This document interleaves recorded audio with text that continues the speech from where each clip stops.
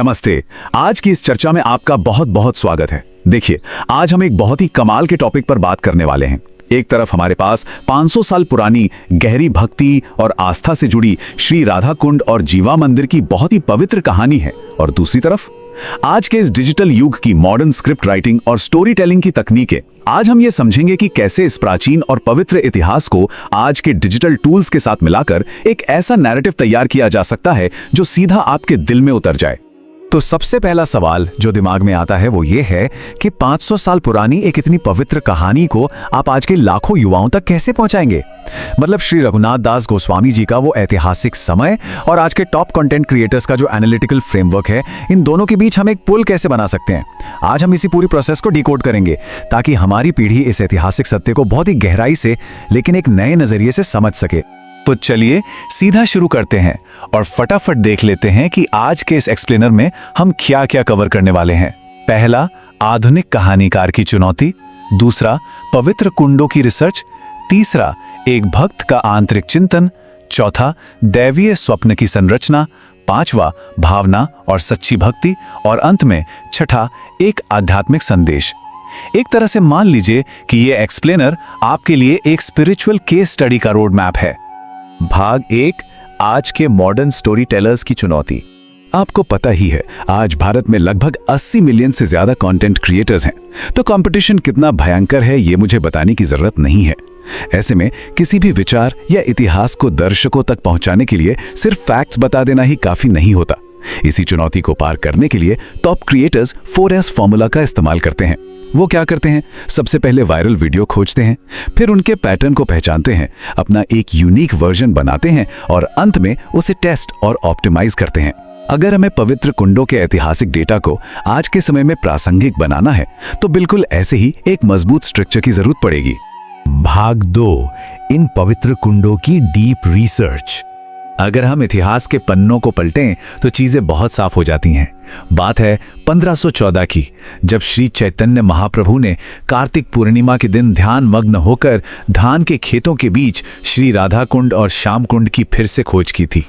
फिर उसके बाद 1554 के आसपास श्री रघुनाथ दास गोस्वामी जी ने इन पवित्र कुंडों का जीर्णोद्धार शुरू किया। और जरा सोचिए, आज 2025 में अहोई अष्टमी जैसे पावन अवसरों पर यहाँ लाखों श्रद्धालु आते हैं, जिसके लिए प्रशासन को बाकायदा भारी सुरक्षा और क्राउड कंट्रोल का इंतजाम करना पड़ता है। यह हमें बताता है कि समय के साथ ये पवित्र स्थान कैसे विकसित हुआ है। अब जब आप डीप रिसर्च करते हैं ना, तो कई छिपे हुए और हैरान करने वाले तथ्य सामने आते हैं। क्या आपको पता था कि राधा कुंड के निर्माण में संपन्ना नाम के एक बहुत ही अमीर व्यापारी ने आर्थिक मदद की थी? रिसर्च करने पर पता चलता है कि यह व्यापारी बद्रिका आश्रम गया हुआ था, जहां खुद भगवान ने इसे स्वप्न में दर्शन देकर श्री रघुनाथ दास गोस्वामी जी की आर्थिक मदद करने का सीधा निर्देश दिया था। इस तरह के एकदम सटीक और क्रॉस रेफरेंस्ड ऐतिहासिक तथ्य किसी भी नैरेटिव की नींव को बेहद मजबूत और प्रामाणिक बना देते हैं। भाग 3, एक भक्त का आंतरिक चिंतन। देखिए, इतिहास सिर्फ घटनाओं की कोई टाइमलाइन नहीं है, ये भावनाओं के बारे में है। और ये बहुत ही शानदार तरीके से दर्शाता है कि स्टोरी टेलिंग में शो डोंट टेल, यानी बताओ मत दिखाओ, कि तकनीक असल में कैसे काम करती है। एक तरफ आपके पास एक बेसिक फैक्ट है, मजदूर खुदाई कर रहे थे, उनकी कुदाल एक चट्टान पर लगी और उसमें से खून निकलने लगा, बस इतना ही। लेकिन जब आप इसे एक इमोशनल स्क्रिप्ट में ढालते हैं तो आप कहते हैं, जमीन धसी लेकिन फिर खून।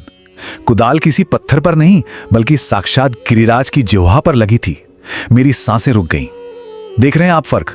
यह सीधा आपके रोंगटे खड़े कर देता है। दरअसल श्री रघुनाथ दास गोस्वामी जी राधा कुंड के पवित्र जल को गंदा होने से बचाने के लिए एक कुआं खुदवा रहे थे। लेकिन जैसे ही कुदाल उस पवित्र शिला पर लगी और खून बहा, उन्होंने तुरंत सारा काम रुकवा दिया। सोचिए उन पर क्या बीती होगी। उन्हें ऐसा लगा जैसे वो कुदाल उस शिला पर नहीं बल्कि सीधे उनके अपने दिल पर लगी हो। ये पल, ये एहसास शुद्ध भक्ति और उस पवित्र स्थान के प्रति उनके असीम सम्मान का सबसे बड़ा प्रमाण है। भाग 4, दैवीय स्वप्न की संरचना, यानी फ्रेमिंग द डिवाइन ड्रीम। अब यह हीरोइक फ्रेमिंग आखिर है क्या? इसका सीधा सा मतलब है किसी व्यक्ति के सबसे सकारात्मक और सम्मानजनक कार्यों को इस तरह से सामने रखना कि उसकी शुद्ध भक्ति उभर कर आए। रघुनाथ दास जी का बिना एक पल गवाए खुदाई को तुरंत रोक देना और इसके ठीक बाद जो उन्हें स्वप्न आया, ये हीरोइक फ्रेमिंग का एक बिल्कुल परफेक्ट ऐतिहासिक उदाहरण है। यह हमें सिखाता है कि कैसे गहरी श्रद्धा से उठाया गया एक कदम पूरे नैरेटिव की दिशा तय कर देता है। जब खुदाई रोक दी गई तो उसी रात भगवान कृष्ण उनके स्वप्न में आए। उन्होंने स्पष्ट कहा, मैं गोवर्धन से अभिन्न हूं, उस शिला को निकालो और वेदी पर उसकी पूजा करो।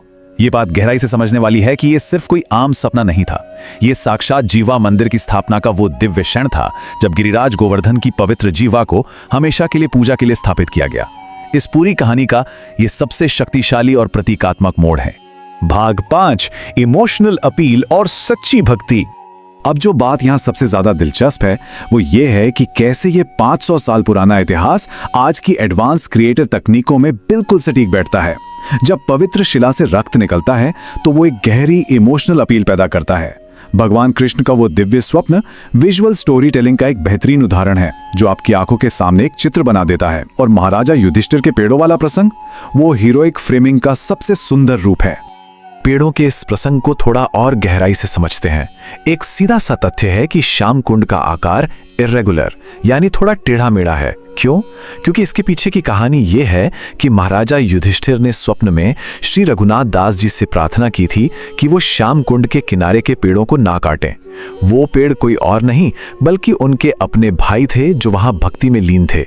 रघुनाथ दास जी ने उनका सम्मान किया और वो पेड़ नहीं काटे, जिससे कुंड का आकार अपने आप उसी रूप में ढल गया। जब आप ऐसे डिटेल्स डालते हैं तो आज के युवा साधकों को एक बहुत ही गहरा व्यक्तिगत और भावनात्मक जुड़ाव महसूस होता है। श्री निम्बार्काचार्य जी ने राधा कुंड की अद्भुत महिमा का वर्णन करते हुए क्या खूब कहा है, सदा राधिका नाम जिह्वा ग्रहस्थात। इसका अर्थ है श्री राधिका का नाम हमेशा मेरी जीभ के अग्रभाग पर रहे और उनका सुंदर रूप सदा मेरी आंखों के सामने रहे। हम ये जो पूरी चर्चा कर रहे हैं, जो ये नैरेटिव समझ रहे हैं, उन सब का अंतिम लक्ष्य यही तो है, उस शुद्ध निस्वार्थ भक्ति को अपने भीतर जगाना। और अंत में भाग 6 एक आध्यात्मिक संदेश तैयार करना। तो इन सब का निचोड़ क्या है? हमारा मकसद सिर्फ एक कहानी सुना देना नहीं है। हमारा असली लक्ष्य है इस प्राचीन इतिहास को आज के डिजिटल क्रिएशन के साथ जोड़ना। और ये कैसे होगा? जब हम सही रिसर्च टेक्निक्स अपनाएंगे, ऐसे इमर्सिव और इमोशनल ट्रांजिशंस का इस्तेमाल करेंगे जो सीधा दिल को छुएं, और सबसे बड़ी बात, इन पवित्र स्थानों के प्रति अपनी उस वास्तविक श्रद्धा और आदर को कभी कम नहीं होने देंगे। यही वो तरीका है जिससे हम इस अमूल्य ज्ञान को आगे आने वाली पीढ़ियों तक पूरी पवित्रता के साथ पहुंचा सकते हैं। जरा सोचिए, अगर आज की लिखी जाने वाली स्क्रिप्ट्स कल का इतिहास बन जाएं, तो आज से 500 साल बाद की पीढ़ी हमारी कहानियों से क्या आध्यात्मिक संदेश लेगी? क्या श्री रघुनाथ दास गोस्वामी जी की तरह आज हमारे द्वारा गढ़े गए नैरेटिव भी आने वाली सदियों तक लोगों में वैसी ही शुद्ध भक्ति और समर्पण जगा पाएंगे? ये एक ऐसा सवाल है जिस पर हम सबको विचार करना चाहिए। आज की इस चर्चा में मेरे साथ जुड़ने के लिए आपका बहुत बहुत धन्यवाद।